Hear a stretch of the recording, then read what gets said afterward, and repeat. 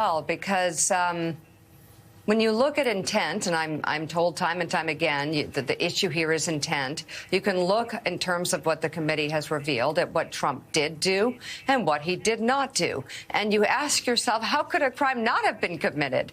And in terms of the Justice Department and the dangers of charging a former president, again, the same question. What are the dangers of not acting, given what this committee has laid out methodically? Well, that's exactly the issue. There are strong arguments on both sides about this. But if Trump and all the reporting that's coming out, including in my paper, The Washington Post, we've talked about this before weeks ago. Trump is going to run. He says, I'm going to do it. The question now is when, and what is the strategic calculation, not so much by him, because I think he's driven by emotions, but by the advisors.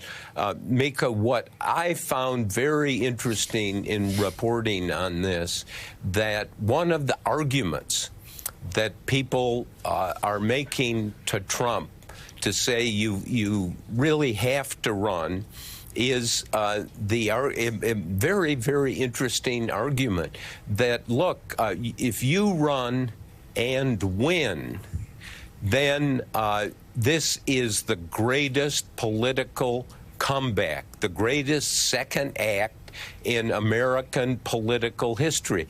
You know Trump so well. This idea of doing something that no one else has done is very, very appealing to him. So I think we're in a world, obviously, of uncertainty, but Trump has lost the argument. People I talk to who deal with Trump say, hey, look, he's got to run not on 2020, but about the future. He's got to run on the Republican issues against Joe Biden and the Democrats, namely inflation.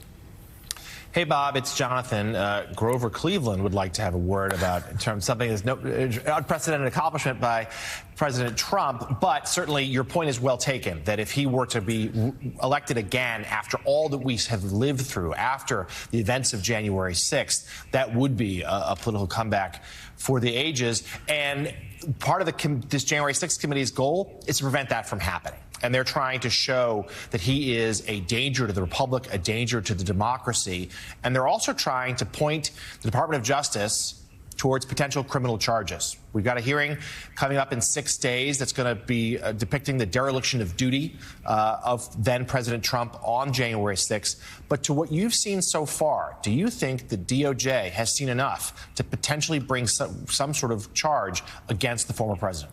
Well, it's exactly the right question, but I think the evidence is absolutely overwhelming. And if I may say this, the January 6th committee runs the risk of arguing for something that's really already been proven.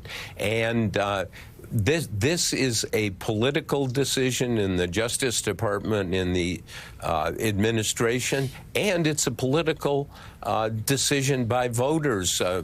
Someone has said, and I think this really is the summary moment, a way to summarize the moment right now, that 50% of the Republicans will run off the cliff for Trump. They're in. 20% want to push him off the cliff. And I think that number is growing, Jonathan, as you've suggested. 30% of the Republicans want to win. And Republicans, just like Democrats, want to win.